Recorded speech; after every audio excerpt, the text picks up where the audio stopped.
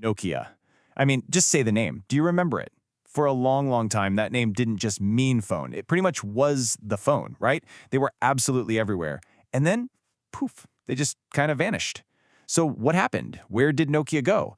How does a giant, the undisputed king of mobile, fall so hard, so fast? Well, that's what we're going to dig into. Yeah, this quote right here, it just nails it. Nokia. The name alone was enough. That's how powerful it was. The name itself was this symbol of quality, of toughness. I mean, for millions of us, it was our very first phone, our first real connection to the mobile world. It was a brand you just trusted, period.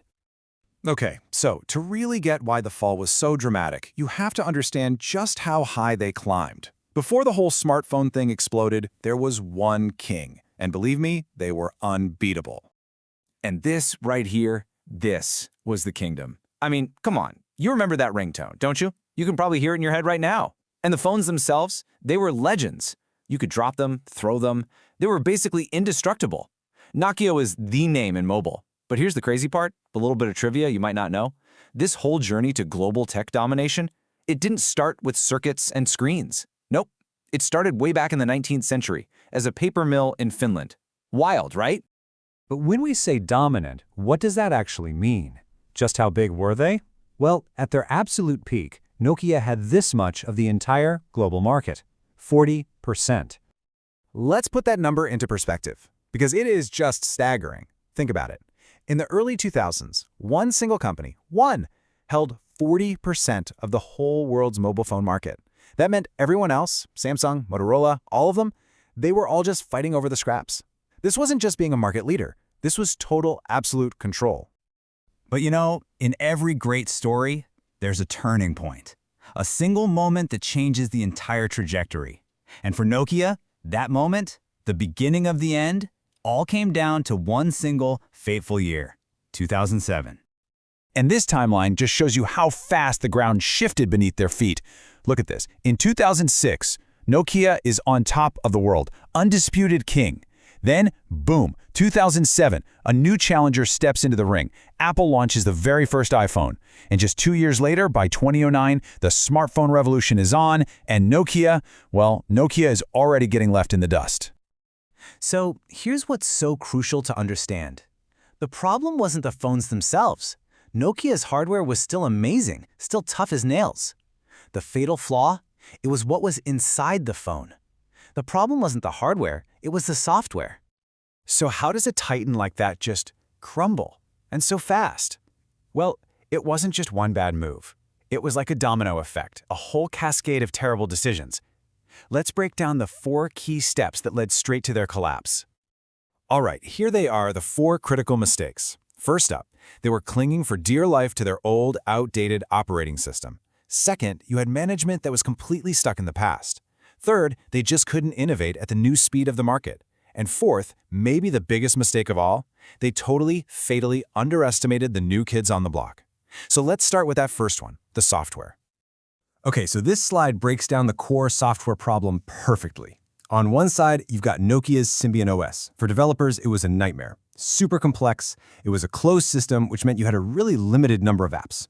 Now look at the other side, Apple's iOS and Google's Android. They were easy for developers to work with, they were open, and that created these massive ecosystems with millions of apps. And in this new smartphone world, apps weren't just a feature, apps were everything. And this quote, man, it just gets right to the heart of the management problem. Relying on past successes instead of innovating for the future.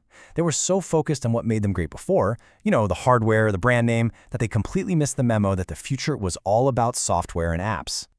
I mean, they honestly, genuinely believed their brand name was so powerful, so untouchable, that you'd still choose a Nokia over an iPhone, even if the software experience was way worse.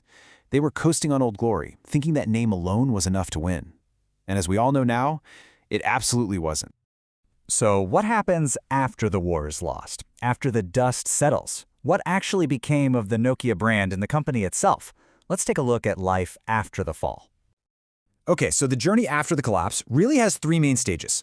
First, in 2013, they sold their mobile phone division to Microsoft in a deal that just about everyone at the time called, well, a sad deal. Then, a few years later, in 2016, the brand name actually came back, this time on Android phones made by a new company called HMD Global. And what about the original Nokia, the company that started it all? They pivoted completely. Today, they're focused on network and telecom infrastructure, the stuff that makes our mobile world run behind the scenes. And that's really the key thing to remember. The brand name might have returned, but the kingdom, that was gone for good. The rules of the game had totally changed, and the market had moved on. There was just no way to get back to the top. So you might be thinking, okay, that's an interesting history lesson, but why does a story from over a decade ago still matter so much? Because honestly, it's a huge, timeless lesson for all the corporate giants we see today. And here is that lesson put perfectly. Past success is not a blank check for the future. It doesn't matter how big you were yesterday. It doesn't matter how much you dominated. It guarantees you absolutely nothing for tomorrow. Really, the ultimate moral of the Nokia story is this. Any company, I don't care how big, how powerful, how beloved, any company that stops innovating, that stops being obsessed with what's next, is destined to disappear. It's like a fundamental law of technology and business. And that leaves us with one final, pretty chilling question to think about. Look around at the giants that dominate our world right now, the companies that seem completely untouchable. Which one of them could be tomorrow's Nokia?